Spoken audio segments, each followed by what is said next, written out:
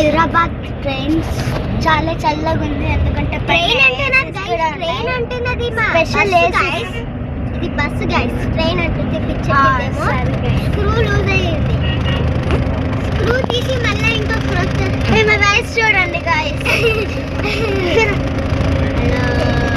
వీళ్ళకైతే చాలా హ్యాపీగా ఉంది ఫ్రెండ్స్, నాకైతే సో సాడ్.